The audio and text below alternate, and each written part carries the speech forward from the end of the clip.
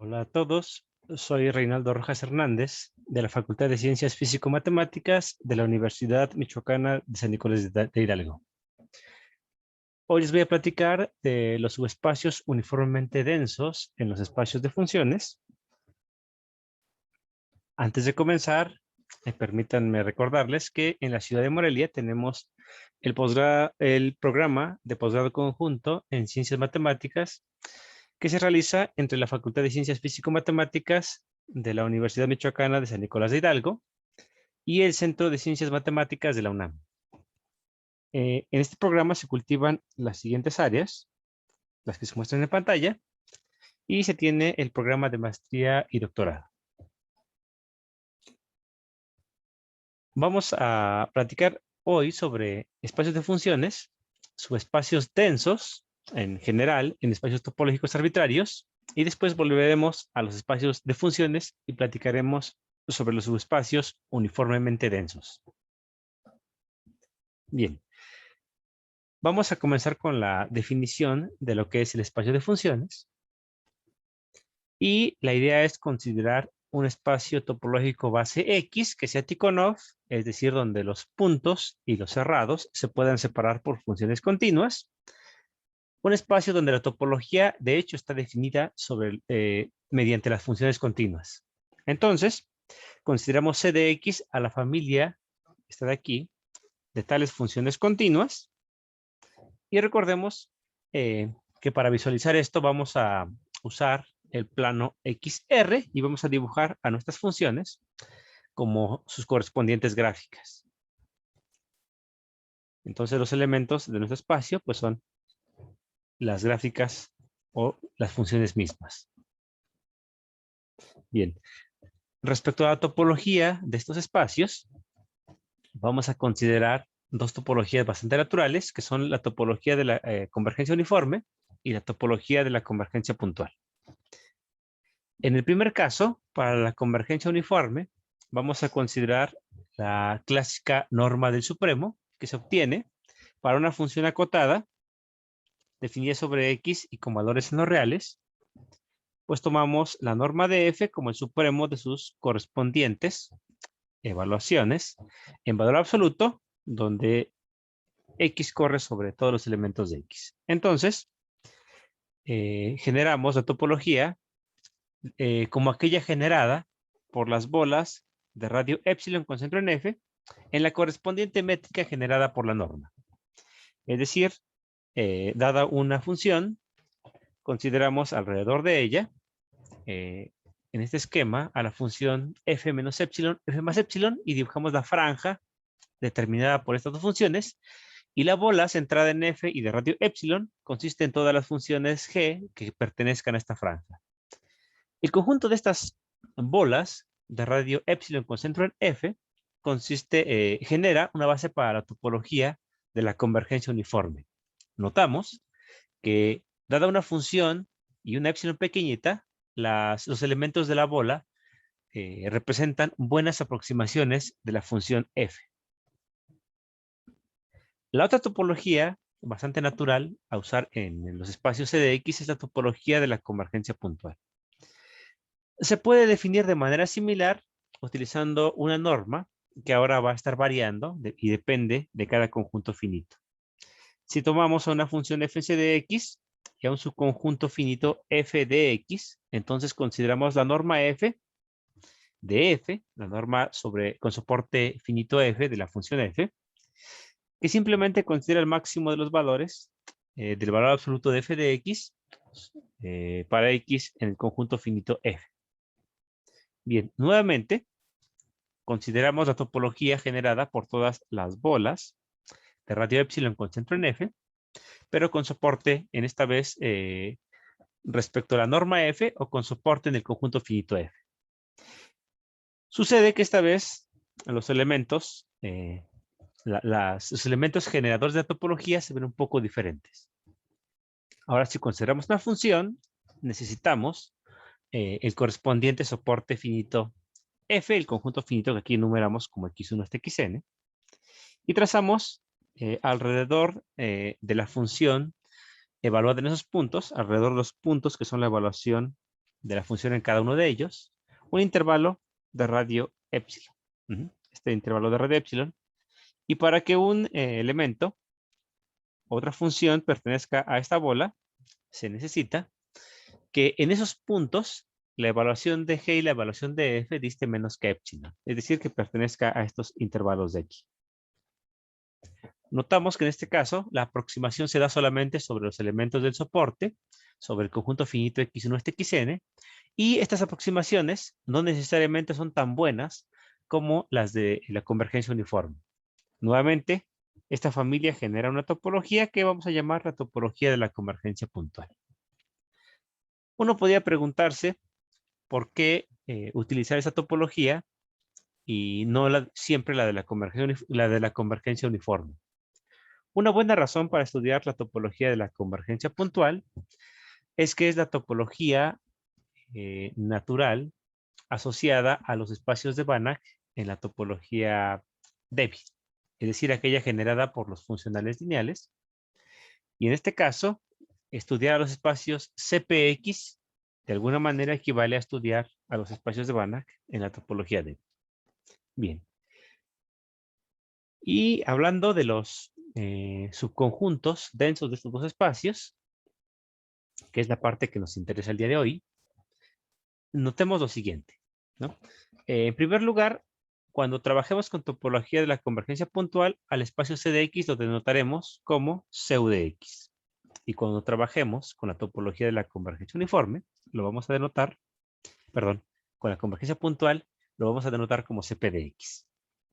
Bien. Ahora, observemos que de la definición anterior, notamos que todo abierto en la topología de la convergencia puntual es abierto en la topología de la convergencia uniforme, lo cual hace que la función de identidad de CU de X en CP de X sea una función continua. Y como consecuencia, la imagen aquí arriba de cada conjunto denso en CU de X va a ser un conjunto denso en CP de X. Es decir, todo subconjunto denso de CU de X es un conjunto denso en CP de X. La proporción inversa es falsa. No todos los subconjuntos densos de CP de X son densos en CU de X, y esto lo vamos a analizar con el siguiente ejemplo. Consideremos a la recta real y a las funciones continuas sobre la recta real el espacio CU de R. R con su topología usual. Entonces, vamos a ver que este espacio no es separable. Es decir, no contiene densos numerables. Para verlo, vamos a utilizar un argumento diagonal. Vamos a considerar una sucesión de funciones y vamos a probar que hay un elemento que no está en la cerradura de esta sucesión. Para ello, vamos a visualizar del lado derecho a nuestras funciones como una cantidad numerable de curvas en el plano. Después vamos a construir una función que no está en la cerradura de ninguna de esta sucesión. Para construirla, esta función f que vamos a construir aquí, lo haremos de la manera siguiente. Consideremos la evaluación de la primera función de f1 en el 1, la evaluación de f2 en el 2, la evaluación de f3 en el 3, de f4 en el 4, de fn en el enésimo natural, ¿no? Esto nos va a dar una sucesión de puntos. Obviamente, en cada natural nos va a asignar un valor. Y lo que hay que hacer es considerar cualquier función continua que extienda a esos puntitos, más 1. Es decir, vamos a alejarnos una unidad de estos puntos hacia arriba. Y luego vamos a trazar una función que pase por todos esos puntos. Al hacer esto, vamos a hacer que nuestra función f diste de cada una de las funciones fn en alguna unidad, lo cual hace que las funciones fn no pertenezcan a la bola de radio 1 con centro en f, y por lo tanto, que f no esté en la cerradura de esta sucesión de funciones, lo cual nos muestra que en efecto, este conjunto, esta sucesión, no es un subconjunto denso y por lo tanto, el espacio CPDR, perdón, CUDR, con la topología de la convergencia uniforme, no es separable. Es decir, no admite subconjuntos densos numerables. Ahora vamos a ver que el espacio CPDR sí es separable, y esto va a ser de manera más o menos visual y más o menos rápida. Simplemente hay que considerar el conjunto de funciones poligonales con soporte compacto y vértices de coordenadas racionales. Este va a resultar ser un subconjunto denso innumerable de CPDR y por lo tanto el espacio va a ser separado. Bueno, para visualizarlo tomemos una función, esta función f, un abierto de los generadores de la topología de la convergencia puntual que consiste en tomar un conjunto finito y en construir o tratar de construir una función que aproxime para cierta epsilon lo suficientemente bien a f sobre este conjunto finito. Bueno, esto lo vamos a conseguir de la siguiente manera, trazando una poligonal, es fácil de hacerlo, de tal manera que pase en los puntos x1 hasta xn cerca de f. La poligonal tiene que tener soporte compacto, es decir, tiene que ser eventualmente cero, hacia más y menos infinito, y los puntos donde no es diferenciable, estos puntos de aquí, deben de tener coordenadas racionales. Esto es visualmente fácil de ver, y entonces resulta que el conjunto de poligonales es un conjunto denso innumerable de CPDR. Esto muestra que, en efecto, CPDR es separable, y el conjunto denso que construimos es numerable y, por lo tanto, no puede ser denso en CUDR, porque CUDR, como hemos visto antes, no es separable. Bien, ahora vamos a analizar en general el comportamiento de las propiedades de un subconjunto denso y cómo es que se relacionan con las propiedades del espacio ambiente total. Sucede que en general las propiedades de un subconjunto denso no siempre y de hecho rara vez se transmiten hacia el total. Para verlo, vamos a visualizar los siguientes ejemplos. El primero de ellos es el cuadrado de la recta de Sorgenfrey, el cual es bien conocido que no es un espacio normal. Como no es normal, entonces no puede ser para compacto, y como no es para compacto, tampoco puede ser Lindelof. Sin embargo, nuestro espacio, el plano de Sorgenfrey, contiene un subconjunto denso, numerable, el cual es, obviamente, el espacio QQ. Este espacio es numerable, por lo tanto va a ser Lindelof, va a ser para compacto, y en particular va a ser normal. Esto nos muestra que la propiedad de ser normal, de ser para compacto o de ser Lindelof, no se transmiten del subespacio denso QQ al espacio total S cruz S. Esto muestra o nos señala que las propiedades del denso no se transmiten hacia el total. Ahora consideremos el espacio, por ejemplo, omega 1 más 1, el espacio de ordinales con la topología del orden. Este espacio admite un subespacio denso, que es el conjunto de ordinales sucesores. Es un subespacio, estos ordinales de aquí, que es discreto en la topología del orden. Como es discreto, es metrizable, y dado que es metrizable, va a ser Fréchet. Sin embargo, el subespacio, el espacio total en este caso, en el punto omega 1, justamente en este punto, pues no es primero numerable, ese punto no es aislado, así que la topología no es discreta, no tiene bases numerables en ese punto, lo cual indica que el espacio no es metrizable, y además no hay sucesiones que converjan a ese punto, por lo tanto, tampoco es Fréchet. Y con este ejemplo tenemos tres propiedades más que no se transmiten de un subespacio denso hacia el total. Fenómeno que es bastante frecuente. Es muy raro que una propiedad se transmita de un subespacio denso hacia el total. Es raro, pero llega a ocurrir.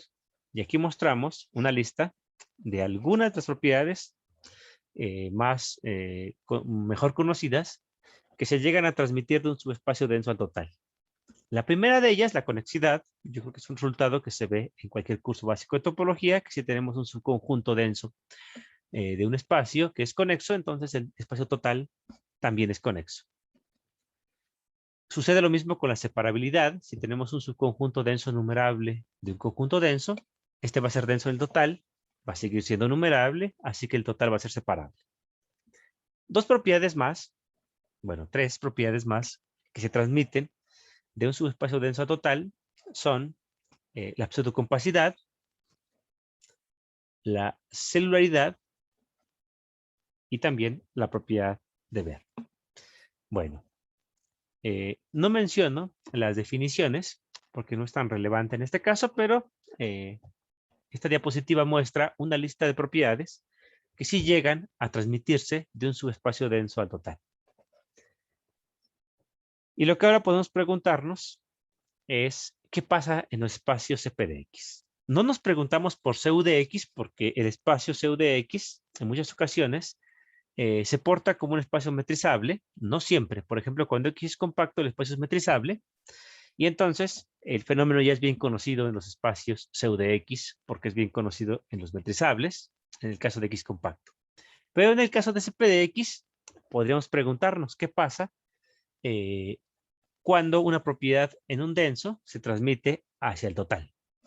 Y bueno, sucede que esto tampoco se da de manera frecuente, y para muestra vamos a colocar al espacio que es la recta real con la topología discreta. En este caso, la topología discreta en R nos va a ser más útil, y como todas las funciones son continuas, el espacio CP de RD va a ser justamente el producto R a la C copias de la recta real. Y bueno, este espacio contiene un subconjunto denso con las siguientes propiedades. En primer lugar, va a tener una red numerable. En segundo lugar, va a tener estrechez numerable. También va a tener el spread numerable. Va a ser Lindelof sigma. Y por último, va a ser hereditariamente Lindelof. Perdón, una última propiedad más. También va a tener pseudocarácter numerable. ¿Y cómo construimos un conjunto con tantas propiedades? Bueno, simplemente recordando que el conjunto de funciones poligonales es denso. Y como es numerable, pues tiene cada una de estas propiedades que tenemos del lado izquierdo. Por ahora no vamos a mencionar la definición. Más adelante vamos a aclarar un poquito más qué significa cada una de estas propiedades. Lo que nos conviene recalcar ahora es que el espacio total R(C) no tiene ninguna de ellas. Entonces, la lista de las 6 propiedades que tenemos aquí del lado izquierdo están presentes en un subconjunto denso, numerable, de CP de RD, de un espacio CP de X, sin que el total las tenga. Así que el fenómeno de transmitir una propiedad de un subconjunto denso hacia el total, pues sigue fallando en los espacios CP de X. Sin embargo, en CP de X tenemos dos tipos de subconjuntos densos, ¿sí? Los llamados simplemente densos en la topología de la convergencia puntual, y los uniformemente densos, los densos en la topología de la convergencia uniforme. Así que la siguiente pregunta surge de manera natural, dado que los subespacios uniformemente densos son una mejor aproximación del espacio total. Bueno, Kachuk preguntó en 2003, cuando inició el estudio de este fenómeno, si la propiedad o alguna propiedad que esté presente en un subespacio uniformemente denso puede transmitirse al espacio total. Es una pregunta bastante interesante y que, bueno, ha producido resultados muy interesantes como los que vamos a mostrar a continuación. Y entonces, en esta parte final de la charla, vamos a analizar este fenómeno de cuándo una propiedad presente en un subespacio uniformemente denso de un espacio CP de X se transmite hacia el total. Bien, la primera propiedad a analizar va a ser el peso de red. Recordamos la definición. Una red para un espacio X es un subconjunto de la potencia de X, de tal manera que cumple la siguiente condición. Cada que tengamos a un puntito X en X y a una vecindad, está de aquí una vecindad U de X, vamos a poder encontrar un elemento de la familia, este N que está aquí en medio, que contiene a X y está contenido en U. Bueno, noten que esta es básicamente la definición de una base para el espacio X salvo que nos está pidiendo que los elementos de la red sean conjuntos abiertos. Después se define el peso de red como el mínimo tamaño, la mínima cardinalidad de una red para X. Sucede que las redes logran transmitirse de un subespacio uniformemente denso hacia el total. Es este teorema que provoca Chuck en 2003. Y podríamos preguntarnos por qué no plantear este resultado para bases en lugar de redes. Y en efecto, este resultado es cierto si lo convertimos a un enunciado que hable de bases, ¿no? El espacio CP de X tiene base numerable si solo si cualquiera de sus subconjuntos uniformemente densos tiene base numerable. Pero el detalle es que la existencia de bases numerables, por ejemplo, en el espacio CP de X es muy rara. La existencia, de hecho, el tamaño de las bases está bastante condicionado y la existencia de las redes es un poco más libre. Entonces, es la razón por la cual se presenta este resultado en términos de redes y no de bases. Una propiedad más que vamos a ver ahora es la estrechez. Se define la estrechez de un espacio topológico X como el mínimo cardinal que cumple con la siguiente propiedad. Para cada conjunto que tengamos, este conjunto aquí lo pintamos aquí como el conjunto total, y cada punto que pertenezca a sus cerraduras, aquí colocamos como que en la orilla, existe un subconjunto B de A, este conjunto que aquí pintamos con muchos puntitos, que tiene cardinalidad a lo más capa y que sigue conteniendo X en su cerradura. Este B sigue teniendo X en la cerradura. De alguna manera, entonces, la estrechez es la medida de los subconjuntos que atrapan a los puntos de todas las cerraduras. Es algo parecido a la propiedad de Fréchet, pero cambiando el tamaño de las sucesiones. En lugar de tomar algo numerable, tomamos algo de tamaño arbitrario. Y a la vez, quitamos la definición de convergencia simplemente dejando al punto en la cerradura. Bueno, nuevamente, la estrechez logra transmitirse de un subespacio uniformemente denso hacia el espacio total en los espacios CP de X. Otra vez, podríamos preguntarnos simplemente por la propiedad de Fréchet-Ulison. También este resultado es cierto si nos preguntamos por esa propiedad, pero nuevamente, en los espacios CP de X es una propiedad más o menos rara de conseguir, la propiedad de ser Fréchet-Ulison, y sin embargo, la estrechez está presente en una cantidad más grande de espacios CP de X, por ejemplo, para cualquier X compacto. Otra propiedad más que se logra transmitir de un subespacio uniformemente denso hacia el total en los espacios CP de X, pues es la amplitud o el spread, ¿no? Recordamos que un subespacio de X es discreto si tiene la topología discreta. Si hereda la topología discreta, esto es, si cada punto posee una vecindad en el subespacio, de tal manera que la vecindad intersectada con el subespacio me da únicamente ese punto. En este caso, lo que dibujamos aquí es el subespacio y las vecindades en cada punto que atestiguan que la topología heredada es la topología discreta.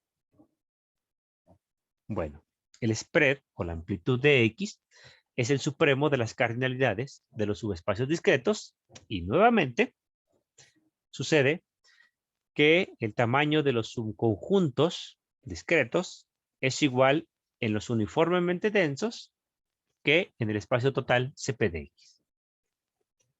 La última propiedad que vamos a mencionar un poco con detalle, en este caso es la propiedad de ser Lindelof sigma. Un espacio es Lindelof sigma si para este espacio existen dos cosas. En el dibujo que tenemos aquí, estamos pensando que X es el conjunto de puntitos que están aquí adentro del espacio. Y para este espacio existe la compactación, que es toda la parte gris que estamos pintando aquí afuera. el espacio K, y una familia numerable de subconjuntos cerrados de la compactación que logran separar a los puntos de X de los puntos del residuo o de los puntos de K menos X. Esto es, si para cada punto, como este que tenemos aquí, este punto X, y cada K, que es este punto que está aquí, pensando que X está en X, K está en K menos X, en el residuo, existe un elemento, un cerrado que tiene a X pero no tiene a K. Bien. Quizá la definición no diga mucho, pero esta propiedad de ese Lindelof sigma es una versión estable de la propiedad de Lindelof. Todo espacio Lindelof sigma es Lindelof.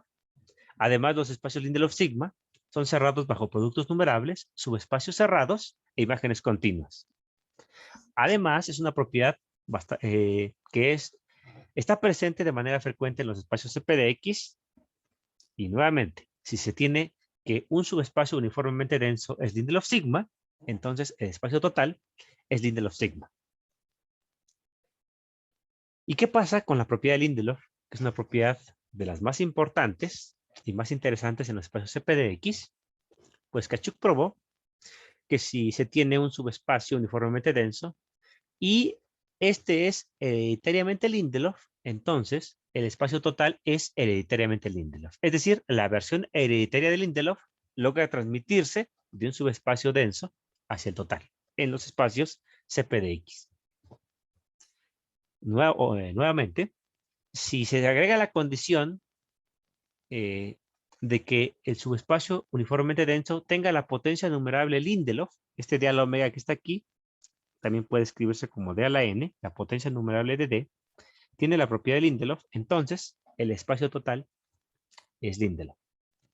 Bueno, pero ¿qué hay acerca de la propiedad de Lindelof solita? Si solamente asumimos que que el uniformemente denso en CPDX solo tiene la propiedad de Lindelof, ¿será capaz de inducir esta propiedad en el total? Pues esta pregunta la resolvimos a inicios de este año con Joel Alberto Aguilar, quien ahora trabaja con nosotros en Morelia, se encuentra haciendo una estancia postdoctoral, y logramos construir un espacio X, un subconjunto uniformemente denso D en CP de X que cumplen con lo siguiente. Bueno, el subespacio es Lindelof, por lo tanto es normal, y además todos los subconjuntos cerrados y discretos son numerables en D. Pero el espacio total CP de X no es Lindelof, tampoco es normal, y además posee un cerrado discreto no numerable. Esto nos muestra ya tres propiedades que están presentes en un subespacio uniformemente denso de CP de X y que no se logran transmitir al espacio total. Es decir, los subespacios uniformemente densos se portan bien, pero no del todo bien. Siguen teniendo algunas fallas. Y bueno, otra propiedad que también es cierto que no se transmite de un uniformemente denso total es el pseudocarácter. Yo creo que ya no me da tiempo de analizar con detalle este ejemplo, así que me voy a pasar directo a las conclusiones. ¿Qué podemos concluir de lo que hemos visto hoy en esta charla? Primero, que una propiedad topológica no tan fácilmente se transmite de un subespacio denso al total. Es más frecuente que lo haga de un subespacio uniformemente denso al total en CP de X. Sin embargo, hay algunas propiedades que no lo hacen, ¿no? Y queda mucho trabajo por hacer todavía. Nos quedan cosas por entender. Y bueno, eso sería todo por ahora. Les dejo en pantalla la bibliografía, donde pueden consultar más detenidamente lo que he expuesto aquí. Y les agradezco su atención. Muchas gracias.